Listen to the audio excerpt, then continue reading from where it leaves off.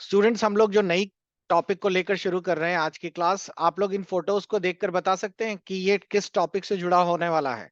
आप लोगों ने इस तरह की सिंबल्स कई बार देखे हैं। आप लोग कोई बताइए, ये सिंबल क्या शो करता है? ये सिंबल शो करता है एंड्रॉइड, और ये एप्पल नहीं है, आईओएस शो करता है। ये सिंबल किस चीज का है? नहीं, पेंगुइन तो है क्या ये? ये शो करता है बच्चों आप लोगों का लिनक्स। ये भी एक ऑपरेटिंग सिस्टम है। और ये साइड वाला, ये विंडोज है। ध्यान रखिएगा, विंडोज और विंडो अलग अलग शब्द होते हैं। विंडोज ऑपरेटिंग सिस्टम है, और विंडो का मतलब जो सामने खुली हुई स्क्रीन है। ठीक। आप लोगों को ये पूरा समझ आ गया होगा कि हम लोग ऑपरेटिंग सिस्टम इस टॉपिक को लेकर क्लास चालू करने वाले हैं। तो ऑपरेटिंग सिस्टम जो हम लोग पढ़ेंगे इसमें, हम लोग इसमें मल्टीपल ऑपरेटिंग सिस्टम पढ़ेंगे। और ये ऑपरेटिंग सिस्टम्स को मैं बताना चाहूं कि ये आपके मल्टीपल सिलेबस का पार्ट है। पहले आप लोग शुरू से देखिए। फॉर एग्जाम्पल, अगर मैं आप लोगों को सबसे पहले बता दूं कि ऑपरेटिंग सिस्टम्स कितने जगह पूछा जाता है। अभी आप लोग जो सिलेबस देखेंगे, ये यूपी पुलिस कंप्यूटर ऑपरेटर का सिलेबस है। और यूपी पुलिस कंप्यूटर ऑपरेटर के सिलेबस में मैं आप लोगों को दिखाता हूं। ये पूरा सिलेबस आपको दिखाई दे रहा होगा। और इसकी वैकेंसीज अपकमिंग मंथ में आने वाले, वैकेंसीज तो आ ही गई हैं, अपकमिंग मंथ में इसका एग्जाम होने वाला है। तो आप लोगों को यहाँ पर दिखाई दे रहा होगा, ये रहा कंप्यूटर का सिलेबस। तो आप लोगों को यहाँ पे दिखाई दे रहा होगा कि यहाँ पर हम लोगों के पास एक पूरा डिटेल में दिया गया है कि आपको इसमें ऑफिस सिस्टम पढ़ना है। ऑफिस सिस्टम की जरूरत क्यों होती है? ये ऑफिस से जुड़ा हुआ है। यहाँ पर अगर आप गौर करें तो आप लोगों को history, evolution and generation of computer, organisation of computer systems, ये सारा पार्ट जो है ये आप लोगों का फंडामेंटल और ओएस के अंतर्गत आपको पढ़ने को मिलने वाला है। उसी में थोड़ा सा नीचे और देखें तो यहाँ पर अगर आप लोग देखें तो इसमें दिया गया है कि आपको इसमें ऑफिस, ओपन ऑफिस पढ़ने को मिलेगा। साथ ही साथ आप लोगों को इसके अंतर्गत विंडोज, यूनिक्स, यूनिकोड, ये सब चीजों के बारे में पढ़ने को मिलेगा। तो ये विंडोज का जो टॉपिक है या ओएस का टॉपिक है, ये कई प्लेटफॉर्म में यूज होने वाला है। इसीलिए आप लोगों को कंबाइन कवर किया जा रहा है। दूसरा, मैं एक और आप लोगों को दिखाने जा रहा हूं। इसको हम लोग कहेंगे, ये यूपी पुलिस एएसआई का फॉर्म है। और इसका भी सिलेबस में अगर आपको चेक कराऊं तो इसके सिलेबस में भी कंप्यूटर्स अच्छा खासा आता है। और फोर्थ नंबर पे अगर आप लोग चेक करें तो आपको इसमें पूरा ऑपरेटिंग सिस्टम नाम से ये पूरा का पूरा मिलेगा, बेसिक्स ऑफ विंडोज और इत्यादि। क्लियर? इसके साथ साथ मैं आप लोगों को एक चीज और बताना चाहूंगा कि अगर आप लोग ओ लेवल कर रहे हैं तो ओ लेवल में एक पेपर आता है जिसका नाम है आईटी टूल्स। इसे हम M1 पेपर कहते हैं। और M1 पेपर का भी अगर मैं आपको यहाँ पे सिलेबस दिखाऊं, पूरा पूरा सिलेबस शायद मेरे इसमें नहीं पड़ा है। तो इस सिलेबस में भी अगर आप लोग चेक करें तो ये M1 का पेपर है। और इसमें भी अगर आप लोग देखें तो यहाँ पर भी आप लोगों को पूरा का पूरा ऑपरेटिंग सिस्टम पढ़ने को मिलता है। तो ऑपरेटिंग सिस्टम इसलिए भी जरूरी है, आप देख पा रहे होंगे हर सिलेबस का पार्ट है। इसलिए भी जरूरी है क्योंकि अगर आप लोग ऑपरेट करना नहीं सीखे तो आप अपना डिवाइस चला ही नहीं पाएंगे। आप इस तरह समझ लीजिए कि अगर आपको मैं फोन दूं और आपसे कहूं कि आपको एंड्रॉयड नहीं आता, तो आप एंड्रॉयड नहीं आता तो आप लोग सिर्फ एक ऐप चला लेंगे, भले ही जो जानते हो। मान लो आप लोग इंस्टाग्राम जानते हैं तो इंस्टाग्राम तो चला लिया, लेकिन जैसे इंस्टाग्राम बंद किया उसके बाद बाकी का सारा काम तो आपके एंड्रॉयड का है ना। तो इसीलिए ऑपरेटिंग सिस्टम जानना बहुत जरूरी है। तो हम लोग इस क्लासेस को अब कंटिन्यू रखेंगे, यही आपका टाइम रहेगा। और क्लासेस जो भी हैं आपके अपने कोर्स में जाकर सेव हो जाएंगी ऑटोमेटिकली। अगर आप लोग ओ लेवल के स्टूडेंट्स हैं तो उसमें एक लाइव नाम का फोल्डर आ जाएगा और वहां पर आपको ये क्लासेस अपने आप दिखाएंगे, ताकि आप मिस कर देते हैं तो आप वहां से दोबारा देख सकते हैं। तो मैं ऑपरेटिंग सिस्टम्स को पढ़ाने के पहले मैं कुछ बेसिक्स आप लोगों को कवर करा दूं, जिससे आपको ये अच्छे से क्लियर हो जाएगा। फिर आज हम लोग कुछ नए टॉपिक्स या इंटरेस्टिंग टॉपिक्स को भी कवर करेंगे। तो आपको पहले तो ये कंप्यूटर का बेसिक्स पता होना चाहिए कि कंप्यूटर के बारे में मैं जो बताने जा रहा हूं। अक्सर लोग कहते हैं कंप्यूटर का प्रिंसिपल क्या है, कंप्यूटर का वर्किंग प्रोसेस क्या है, कंप्यूटर काम कैसे करता है। तो अगर हम बात करें वर्किंग प्रोसेस की, तो काम करने के लिए बहुत ही सिंपल सा तरीका है। कंप्यूटर के हम लोगों ने सिंपल से इन डिवाइसेस में इसको डिवाइड कर रखा है। ये हैं हमारे कंप्यूटर के 4 मेजर डिवाइस। एक हो गए इनपुट और एक आउटपुट। इनपुट आउटपुट को हम लोग आईओ डिवाइसेस कहते हैं, ये आईओ डिवाइसेस का नाम देता है। दूसरा हो गया हमारा कंप्यूटर का ब्रेन, जिसको हम लोग कहते हैं सीपीयू। और तीसरा हो गया हमारा कंप्यूटर का स्टोरेज पार्ट, जिसे हम लोग कहते हैं मेमोरी। तो अगर आपसे पूछा जाए कि कंप्यूटर कितने पार्ट्स पे क्लासिफाई है, तो आप बड़े आराम से दिखा सकते हैं कि आईओ डिवाइसेस पे है, सीपीयू है और मेमोरी है। ठीक, ये जो आप पढ़ रहे हैं ये कॉम्पिटिटिव एग्जाम्स में बहुत पूछा जाता है। अब मेमोरीज की बात की जाए और इनको भी अगर हम फर्दर क्लासिफाई करें, तो फर्दर क्लासिफिकेशंस में भी आपको बहुत अच्छे से क्लियर हो जाएगा। नाम से ही आपको समझ आ रहा होगा इनपुट डिवाइस। तो इनपुट डिवाइस का मतलब कौन से डिवाइसेस होंगे? जो कि आपका सिग्नल इन करें। सिग्नल इन करने का मतलब है हमारे पास जो सीपीयू है, उस सीपीयू में जो भी सिग्नल सेंड करता है।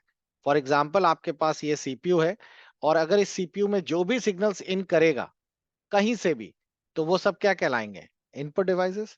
जैसे फॉर एग्जाम्पल आप लोग माउस यूज करते हैं, तो माउस जब भी मूव करते हैं अपने फ्लैट सरफेस पे, तो माउस से सिग्नल सीपीयू में जाते होंगे ना, तभी तो माउस इनपुट है।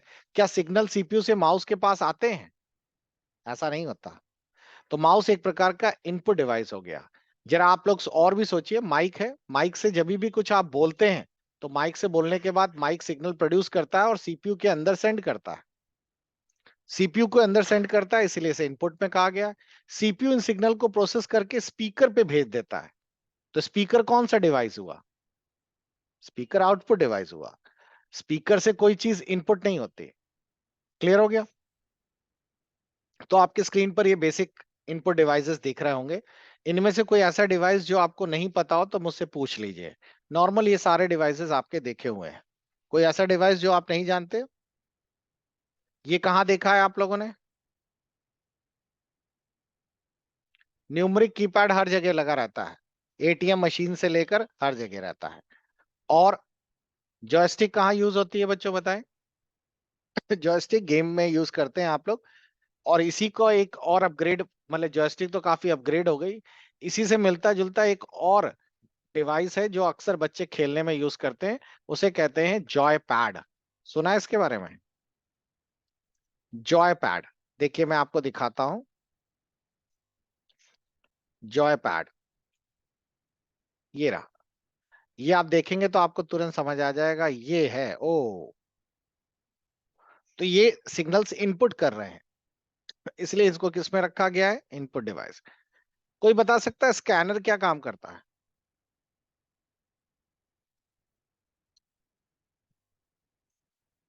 अगर आपके पास एक शीट है, ठीक है, एक पूरी पेपर की शीट है जिसमें आपने कुछ लिखा हुआ है।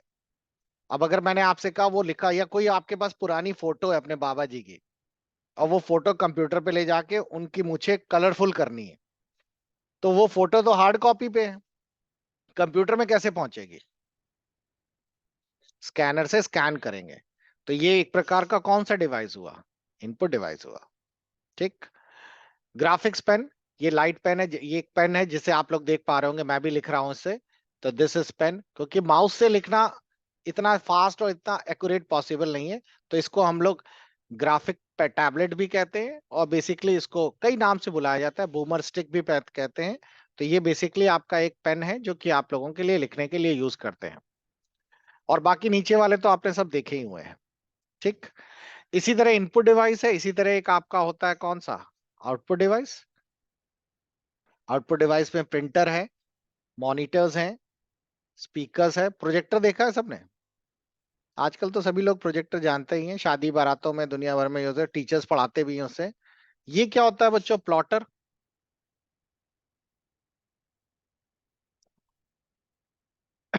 प्लॉटर्स बताएं, किसी ने नहीं देखा?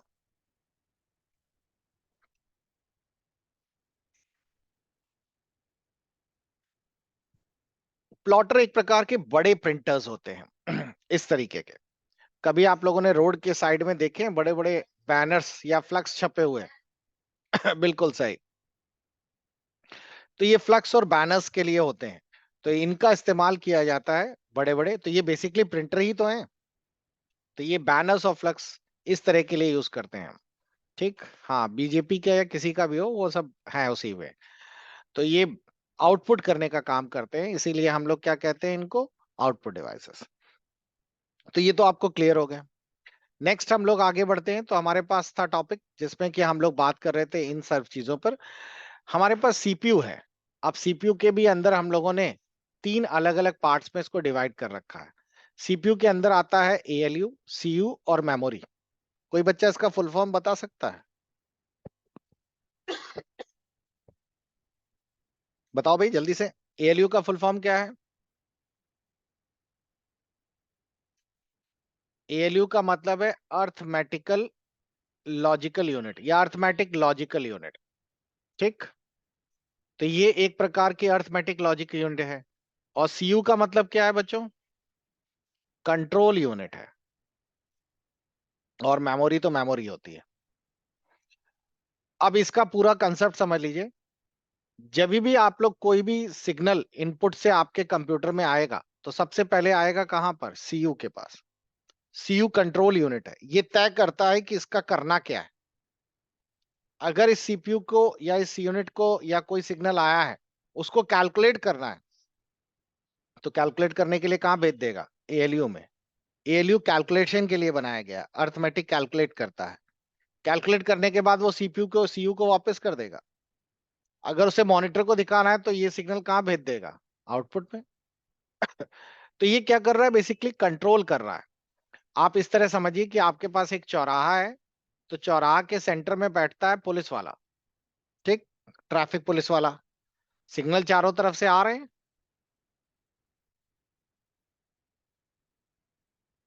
आ रहा है समझ में? चारों तरफ से सिग्नल्स आ रहे हैं। तो चारों तरफ से जब सिग्नल्स आ रहे हैं तो ये इसका किसका कौन कंट्रोल कर रहा है ट्रैफिक को? हाँ, यहाँ तो पुलिस वाला कंट्रोल कर रहा है। और बेसिकली कंप्यूटर में कौन कर रहा है? सीयू। सीयू डिसाइड करता है कि किस जगह इसको फ्लो करना है। आपके सीयू के अंदर या प्रोसेसर के अंदर एक प्रोसेसर की कैश मेमोरी भी होती है। और ये बहुत इंपॉर्टेंट है। प्रोसेसर के पास अपनी खुद की भी मेमोरी है, और उस मेमोरी को कहते हैं कैश मेमोरी। और ये प्रोसेसर के साथ इनबिल्ड होती है। आप कभी भी अपना मोबाइल भी खरीदते हैं तो मोबाइल में आपको हमेशा बच्चों ध्यान देखना है कि नंबर फर्स्ट, सबसे पहली चीज, मोबाइल हो या कंप्यूटर हो, उसकी शुरुआत ही होती है कि प्रोसेसर कौन सा लगा है। आप कंप्यूटर भी खरीदने जाएंगे, लैपटॉप भी खरीदने जाएंगे, तो सबसे पहले डिसाइड करिए प्रोसेसर कौन सा है। प्रोसेसर डिसाइड हो गया तो उसको सपोर्ट करने वाला मदरबोर्ड कौन सा है। और फिर आपकी जरूरत है उस हिसाब से रैम सेट करिए। और बाकी जो डिवाइसेस हैं, मॉनिटर, कीबोर्ड, माउस, वो तो कुछ भी लगा दीजिए। तो जो सबसे बड़ा और इंपॉर्टेंट चीज है वो है क्या? प्रोसेसर। और प्रोसेसर अगर आपने नहीं देखा तो ये देखिए।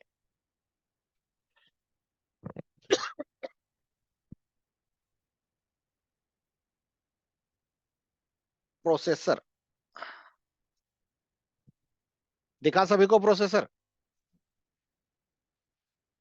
अब प्रोसेसर भी आपको इंटेल का भी मिल जाएगा, ठीक है, एएमडी का भी मिल जाएगा। इंटेल में जो सीरीज चल रही है इस समय i7 i9 ये सीरीज चल रही है। और एएमडी जो कंपनी है उसका जो प्रोसेसर होता है उसमें राइजन सीरीज चल रही है। ठीक, तो कभी भी आप लोग प्रोसेसर या कभी भी आप लोग कोई भी कंप्यूटर बनाने जा रहे हैं तो सबसे पहली चीज आप ये तय करिए कि आपको प्रोसेसर कौन सा लगाना है। प्रोसेसर ही आपको आगे आपका डिसाइड करेगा कि प्रोसेसर जो लगा लिए वो डिसाइड करेगा कि हमें कंप्यूटर्स में और क्या क्या चीजें ऐड करनी है, कौन सा मदरबोर्ड ऐड करना है, कौन सा क्या ऐड करना है। ये प्रोसेसर के अंदर ही डिसाइड हो जाएगा। हर प्रोसेस, अब आप कहेंगे कि हम लोग i3 खरीदें या i5 खरीदें, डिफरेंस क्या होगा? भाई प्रोसेसर में i3 i5 लोग खरीदने के लिए जाते हैं प्रोसेसर। तो बच्चों प्रोसेसर्स में कई सारी चीजों का ध्यान देना पड़ता है। सबसे पहले तो प्रोसेसर की स्पीड। और कोई बता सकता है प्रोसेसर की स्पीड नापी किस में जाती है? आप लोग मोबाइल खरीदते हो, मोबाइल के किसी प्रोसेसर का नाम बताओ। हाँ, ऑक्टा कोर तो उसका एक स्टेप है। जैसे हो गया आपका मीडिया टेक, ठीक है। और यही सबसे बढ़िया चीज होती है। मोबाइल प्रोसेसर देखिए ये रहे। स्नैपड्रैगन, क्वाडकॉम, मीडियाटेक कंपनी है, ठीक है। ये सब प्रोसेसर्स हैं बच्चों। सैमसंग का अपना प्रोसेसर है, एप्पल का अपना प्रोसेसर है, एक्स करके चलाता है वो प्रोसेसर। तो जब भी आप प्रोसेसर खरीदते हो तो आप लोग देखते होंगे थोड़े दिन बाद उसका एक नया मॉडल आ जाता है, ठीक है। मोबाइल का नया मॉडल आ गया तो मोबाइल में आप बोलेगा स्नैपड्रैगन लगा हुआ है, और स्नैपड्रैगन में भी उसमें दिखाएगा कि एक में स्नैपड्रैगन 870 लगा है, एक में 880 लगा हुआ है। तो ये जो चीजें हैं इसी को कहते हैं स्पीड, और ये नापी जाती है मेगा हर्ट्स में। मेगा हर्ट्स, हर्ट्स किसकी यूनिट होती है? फ्रीक्वेंसी की। तो जितना ज्यादा हर्ट्स होगा उतनी ही ज्यादा अच्छा प्रोसेसर होगा। तो कभी भी फोन खरीदिए या सिस्टम खरीदिए, सबसे पहले देखिए कि उसकी स्पीड कितनी है, ठीक। अब आपने मेगाहर्ट्ज या गीगाहर्ट्ज के हिसाब से स्पीड तो देख ली। नेक्स्ट उसमें देखना होता है प्रोसेसर जो आप लोग ले रहे हैं कि प्रोसेसर में कैश मेमोरी कितनी है। प्रोसेसर की अपनी खुद की मेमोरी भी होती है। अब कुछ प्रोसेसर में 8 MB कैश होती है, कुछ में 16 MB कैश होती है। जितनी ज्यादा कैश मेमोरी होगी प्रोसेसर उतना अच्छी प्रोसेसिंग करेगा। मेमोरी का काम होता है स्टोर करके रखने का। और प्रोसेसर में तीसरी चीज देखी जाती है वो होते हैं थ्रेड्स, कि प्रोसेसर में कितने थ्रेड्स हैं। थ्रेड्स का मतलब होता है कितना काम एक साथ में कर सकता है। जैसे कुछ प्रोसेसर है जिनमें 16 थ्रेड्स के साथ आते हैं, ये बहुत बढ़िया होते हैं। ये मल्टीटास्किंग बहुत अच्छे कर सकते हैं। मतलब आप गाने भी बजा लीजिए, गेम भी खेल लीजिए, बैकग्राउंड में कुछ और कॉपी भी कर लीजिए, ये सारी चीजें इकट्ठे होती हैं। तो कभी भी आप लोग कोई डिवाइस खरीदिए तो आप लोग हमेशा इस चीज का ध्यान रखिए कि आप कंपेयर क्या करिए प्रोसेसर को। सबसे पहले प्रोसेसर हमारा फाइनल हो गया, तो आपको ये तो क्लियर ही हो गया कैश मेमोरी। कंप्यूटर के पास अपनी खुद की भी मेमोरीज अलग से स्टोर की जाती है, जिसमें प्राइमरी और सेकेंडरी मेमोरी है। प्राइमरी मेमोरी जो होती है बच्चों, ये बेसिकली आपके कंप्यूटर के अंदर इनबिल्ड होती है। इनबिल्ड का मतलब हो गया अंदर ही स्टोर है, इसे निकाला नहीं जा सकता। और सेकेंडरी मेमोरी जो होती है ये एक्सटर्नल मेमोरी होती है, इसे आप निकाल सकते हो। आपके मोबाइल में भी तो दो मेमोरीज होती हैं। अब मोबाइल आपने खरीदा है मान लो 128 GB का, क्या वो 256 GB में बदल सकता है? नहीं। वो उसकी इनबिल्ड स्टोरेज है। आप अलग से लगा के बदल सकते हो, और अलग से कैसे लगाते हो? मेमोरी कार्ड से। तो वो एक्सटर्नल स्टोरेज हो गया। अब इसमें भी आपके लिए दो होती हैं। दो क्या, अब तो बहुत सारा है लेकिन मेजरली दो है, रैम और रोम। रैम को क्या कहते हैं बच्चों? हाँ, रैंडम एक्सेस मेमोरी। और रैम को रीड ओनली मेमोरी। इसमें से रैम जो एक ऐसी मेमोरी है जिसको हम लोग एक वर्ड यूज करते हैं वोलाटाइल। और वोलाटाइल वर्ड का मतलब बच्चों ये होता है कि जब तक उसको लाइट मिलेगी तब तक वो काम करेगी। लाइट गई तो सब खाली। लाइट है तो काम कर रहे। तभी आपने देखा, अगर अच्छा चलो मैं यहाँ पे कुछ बना रहा हूं, बनाने के बाद मैं डायरेक्ट अगर अपना सीपीयू बंद कर दूं तो नेक्स्ट टाइम जब मैं ऑन करूंगा तो क्या ये खुला मिलेगा? ऐसे ही सेव रहेगा? नहीं। क्यों नहीं होगा सेव? अगर मैं इसको सेव कर दूं और फिर अगली बार खोलूं तो क्या मिल जाएगा? तब मिल जाएगा। क्योंकि जो आप काम कर रहे हैं बच्चों, ये काम आप लोगों की मेमोरी यानी रैम में हो रहा है। रैम आपके पास है, उसी रैम में ये डेटा सेव हो रहा है। और ये वोलाटाइल है। जैसे ही लाइट गई आपका सारा डेटा रैम का खाली हो गया। आप लोगों ने अगर कभी जिंदगी में रैम नहीं देखी है तो ये रही रैम। देख ली सबने? ये छोटी सी चिप्स के फॉर्म में होती हैं। और मैं आपको दिखा देता हूं आजकल रैम्स। ये रही। ये जो छोटी वाली दिख रही है ये सब लैपटॉप की हैं, और ये बड़ी वाली है, ठीक। अब रैम में भी आपको खरीदते समय आप लोग बहुत सारे बच्चे क्या करते हैं, बस ये देखते हैं 2 GB, 4 GB, 8 GB। आपको बता दें रैम में भी ऐसा नहीं होता। रैम में भी जनरेशन्स हैं, DDR2, DDR3, और इस समय DDR4 और DDR5 भी आ गई है। रैम की स्पीड भी होती है, जिसे हम लोग मेगा हर्ट्स में नापते हैं, क्लॉक स्पीड कहा जाता है इसको। तो कभी भी आप लोग कंप्यूटर खरीदिए तो आप लोग इस चीज का ध्यान रखिए कि रैम कितने GB की है और किस स्पीड की है, ठीक। बहुत सारे लोग इस चीज का नहीं जानते, वो तो सोचते हैं कि मैंने 2 GB से 8 GB रैम करवा ली। वो बात तो सही है, लेकिन रैम जो आपने 8 GB की ले ली है, उसकी क्लॉक स्पीड कितनी थी? मैं आपको एक Amazon में दिखा देता हूं तो आपको आइडिया हो जाएगा। जैसे मेरे पास 16 GB की मैं एक सॉरी, Amazon ने मना कर दिया, कुत्ता दिखा रहा है कि अभी हम ना चला पाएंगे। ठीक, ये देखिए, ये रही रैम। आपको दिखाई दे रही होगी कि ये रैम जो है 16 GB की DDR4 रैम है, 3200 मेगाहर्ट्ज की है ये। तो ये मेगाहर्ट्ज क्या है बच्चों? रैम की प्रोसेसिंग स्पीड है, रैम की इतनी क्लॉक स्पीड है। ठीक, अगर आप इसी की जगह कोई दूसरी रैम ले लेते हैं 3200 की जगह, तो देखिए ये वाली रैम चेक करिए, ये 32 GB की रैम है, लेकिन इसमें कम स्पीड है, 2666 मेगाहर्ट्ज की। तो इस चीज का भी ध्यान रखिएगा। तो ये होती है रैम, ये लाइट गई तो सारा डेटा वॉश। इसके अंदर छोटे छोटे सेमीकंडक्टर्स लगे होते हैं। अगर आप लोगों ने फिजिक्स पढ़ी होगी तो आप लोगों ने एक शब्द सुना होगा, फ्लिप फ्लॉप। डायोड सुना है? गांव से ही है क्या सब? हम्म। ये सिंबल किसका है? अच्छा, डायोड का है। और ये सिंबल किसका है?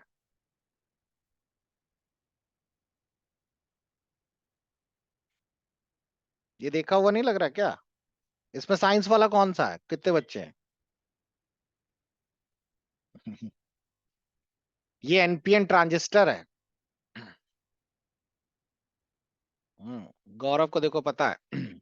तो बच्चों, इसी में एक होता है फ्लिप फ्लॉप। उसका माउस हिला दीजिए, आ जाएगा।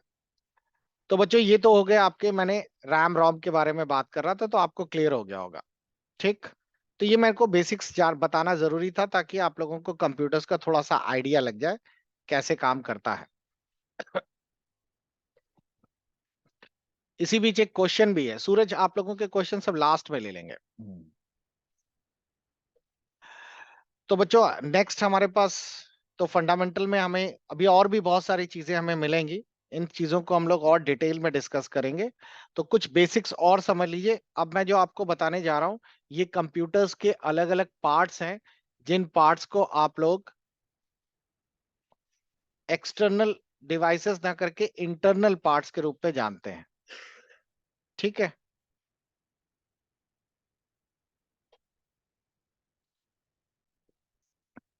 तो हम लोग आज देख रहे हैं इंटरनल पार्ट्स और क्या क्या होते हैं आपके सीपीयूज में। तो देखिए ध्यान से, बहुत ही सिंपल है। आप लोगों को अभी एक सबसे बड़ा मिथ तो आपके पास ये रहता है बच्चों कि आप लोग अभी तक इस डिवाइस को सीपीयू कहते आए होंगे।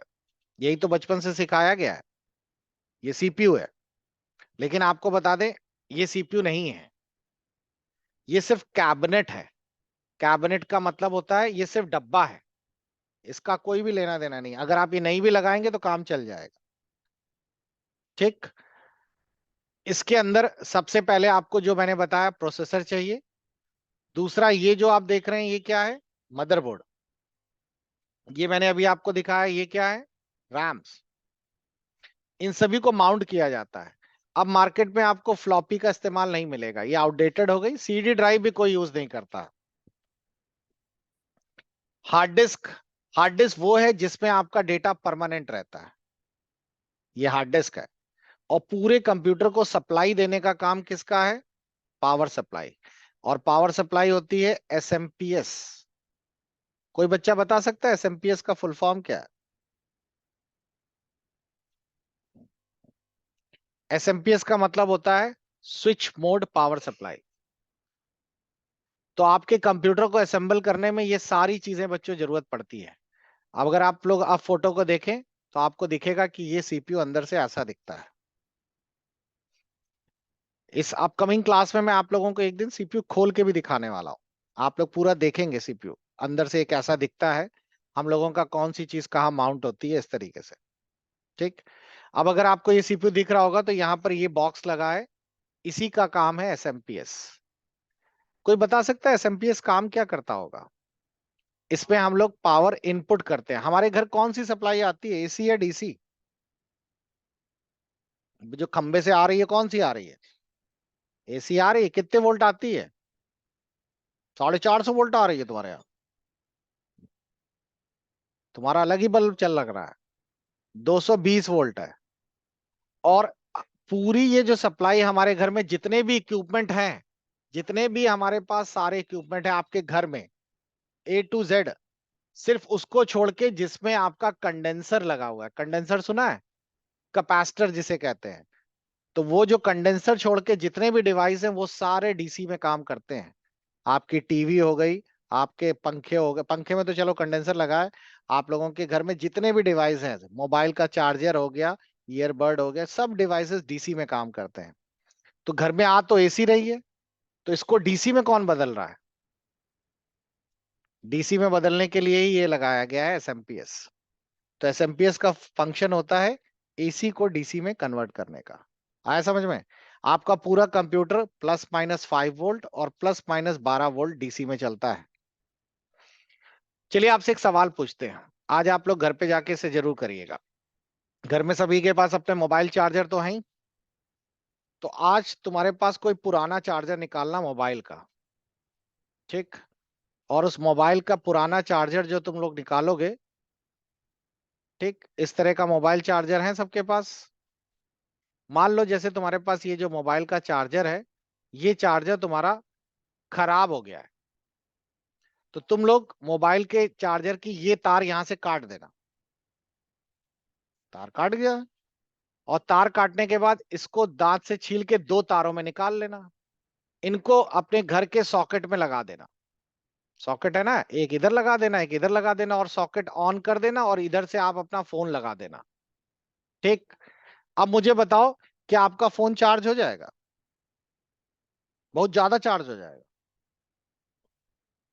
कितना चार्ज होगा? हम्म,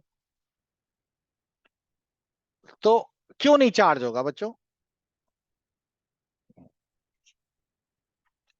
आपका जो मोबाइल है, इस मोबाइल के अंदर जो बैटरी लगी है वो चार्ज किससे होती है? डीसी से। आपके घर में या आपके फोन में जो बैटरी लगी है वो है आपकी 9 से 11 वोल्ट डीसी होगी।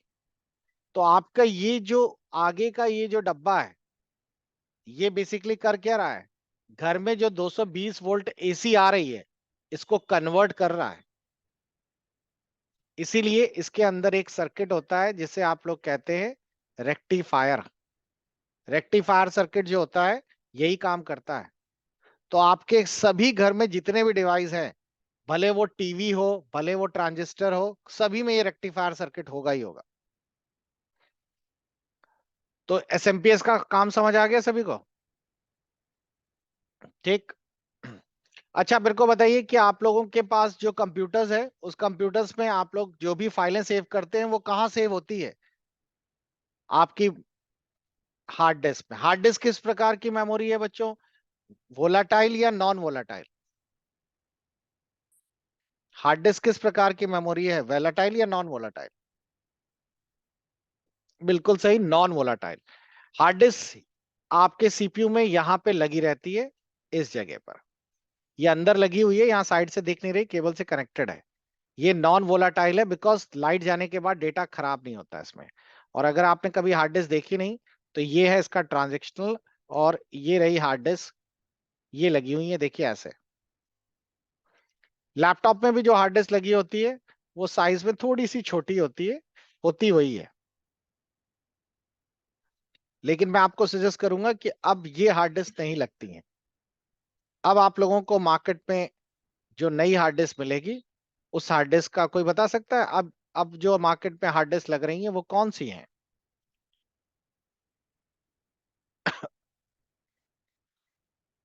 अब बिल्कुल सही कहा कौशल ने, एसएसडी हार्ड डिस्क लगती है अब। ये देखिए, ये रही एसएसडी। एसएसडी हार्ड डिस्क जो है सॉलिड स्टेट हार्ड डिस्क होती है। और सॉलिड स्टेट हार्ड डिस्क का एक फायदा क्या होता है? ये नॉर्मल हार्ड डिस्क से 10 गुना फास्ट होती है। नॉर्मल हार्ड डिस्क जो होती है वो एसडी हार्ड डिस्क होती है, स्टैंडर्ड हार्ड डिस्क कह सकते हैं।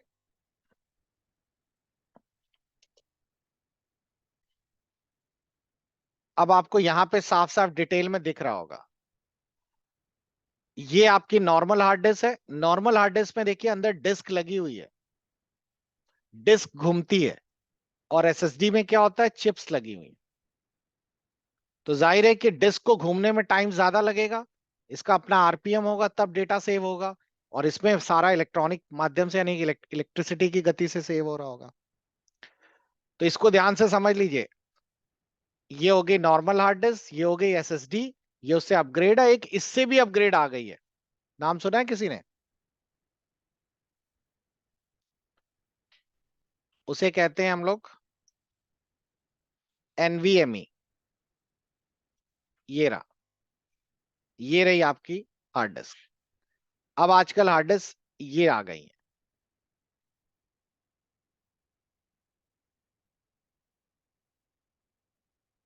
देखिए सभी को।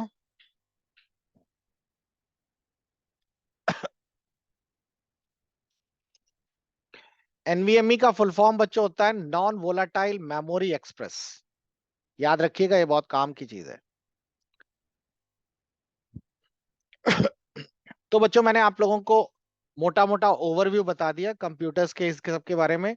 ये मैंने इसलिए आप लोगों को बताया कि आप लोगों को ये चीजें जानना जरूरी है, क्योंकि अगला टॉपिक जो हम लोग पढ़ेंगे, उस टॉपिक का नाम होगा कंप्यूटर्स। हो या आपका कोई भी डिवाइस हो, उसके अंदर हम लोग जो अगला टॉपिक पढ़ेंगे उसका नाम है हमारा file and folders arrangement.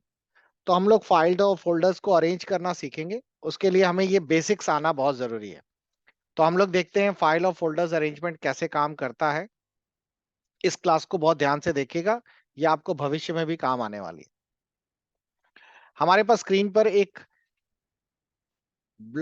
Flow chart है या डायग्राम्स है, जो ये बताता है कि आपके कंप्यूटर्स में जितना भी डेटा है उसको व्यवस्थित कैसे किया गया है।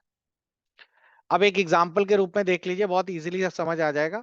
जैसे आपका ये कंप्यूटर है, तो कंप्यूटर में हमारे पास बहुत सारा डेटा है। हार्ड डिस्क है, डीवीडी है, पेन ड्राइव है, ये सब हमारे स्टोरेज है। यही तो आप लोग स्टोर करते हैं डेटा। अब इन स्टोरेज डिवाइस में अगर मैं डेटा एक जगह भरता चला जाऊं, सारा एक ही जगह भरता चला जाऊं, तो नेक्स्ट टाइम अगर मैं आपसे बोलूंगा कि इसे खोलिए, तो आप लोग खुद ही कंफ्यूज हो जाएंगे, क्योंकि सारा डेटा एक तरफ हो जाएगा। इसको इस तरह समझिए कि ये है एक अलमारी। आज आयुष का कल बर्थडे है, तो आयुष के पापा ने आयुष को दी एक अलमारी। कहा कि तुम अपने कपड़े सब इधर उधर फैला देते हो, ये अलमारी यूज करो। आयुष ने अलमारी का जो आगे वाले पल्ले हैं ये ओपन किए। उसने देखा इसके अंदर तो शेल्फ है ही नहीं। तो अब आयुष भोला आदमी, वो सोचे कि नई टेक्नोलॉजी आई है, तो उसने नीचे से भरना चालू कर दिया डेटा। यहाँ उसने अपने जूते, socks, copy, pen, jeans, T shirts, track suit सब भर डाला यहाँ से, और बंद कर दिया। तो ये आपकी हार्ड डिस्क है, और हार्ड डिस्क में आपने सारा डेटा एक के बाद एक के बाद भरना चालू कर दिया। अब उसके बाद आयुष की मम्मी आई, उन्होंने कहा लाओ, ये 2 दिन से नहा नहीं रहा है, इसके कपड़े धो दे। तो क्या वो सॉक्स निकाल पाएंगे इससे? ये फाइलें ऐसी फैला दी हैं उसने कि कोई दूसरा आदमी ढूंढी, वो खुद ही नहीं ढूंढ पाएगा। तब थोड़ी देर बाद आयुष के पापा आए, उन्होंने कहा अरे भोला, तुम्हें ये नहीं अक्ल है, इसमें पार्टीशन करने थे। तो वो बगल से प्लैंक लेकर आए और उन्होंने 3 पार्टीशन कर दिए। इसका नाम दे दिया सी, इसका दे दिया डी, और इसका दे दिया ई। और ऊपर उन्होंने लिख भी दिया, इसमें मोस्ट इंपॉर्टेंट चीजें रहेंगी, इसमें आपकी फाइल्स रहेंगी, और इसमें सारी स्पोर्ट्स एक्टिविटी रहेंगी। ठीक। अब इससे क्या रहता है, इसमें पार्टीशंस के बाद इन्होंने इस पे ड्रॉयर्स भी लगा दिए। ड्रॉयर से फायदा क्या होगा, पार्टीशन भी हो गए और उसके अंदर अलग अलग ड्रॉयर्स भी हो गए। उन्होंने कहा कि यहाँ पर तुम इंग्लिश की बुक्स रखना, यहाँ स्पोर्ट मैगजीन्स रखना, और यहाँ अलग अलग। तो ये अरेंजमेंट करने से क्या फायदा होगा, अगली बार फाइलें आसानी से ढूंढी जा सकेगी। बस यही काम हम लोग अपने कंप्यूटर्स में भी करने वाले हैं। तो कंप्यूटर्स में आपके बहुत सारी ड्राइव्स होती हैं, और बहुत सारी ड्राइव्स कैसे दिखती हैं, आपके पास दिस पीसी या माई कंप्यूटर करके एक फाइल ब्राउजर होगा। पहले ये चीज हम लोग फोन में सीखेंगे, और उसके बाद फिर हम लोग कंप्यूटर में भी सीखेंगे। आप लोग इस फाइल ब्राउजर को ओपन करेंगे, आपके फोन में भी फाइल ब्राउजर रहता है। आप जब उसे ओपन करेंगे तो आपके कंप्यूटर का सारा डिटेल आ जाएगा। ये जो दिख रहा है ये सब क्या कहलाती हैं? ड्राइव्स है। ये सारी ड्राइव्स है। क्लियर? आपको जिस भी ड्राइव में जाना है उस ड्राइव को आप ओपन करिए। यहां ये जो पीले पीले डब्बे दिख रहे हैं, इनको हम लोग क्या कहते हैं? इनको हम लोग कहते हैं फोल्डर्स। ये सारे फोल्डर्स है। और फोल्डर्स के अंदर आप लोग और भी फोल्डर, जैसे मैंने यहां पर एक फोल्डर बना रखा है, मान लो M2। इसको मैं डबल क्लिक करूंगा, इसके अंदर मैं और भी फोल्डर्स बना सकता हूं। तो बेसिकली फोल्डर्स का काम क्या होता है? फोल्डर्स वो लोकेशन है जो कि आपकी फाइलों को स्टोर करती हैं। और फोल्डर के अंदर आप और भी फोल्डर बना सकते हैं। उन और भी फोल्डर्स को हम लोग क्या कहेंगे? सब फोल्डर्स। तो चलिए आज हम लोग इसी को देखते हैं। ऑनलाइन स्टूडेंट्स, आप लोगों की क्लास डिस्कनेक्ट हो रही है, आप लोग फिर से दोबारा रिकनेक्ट करिए।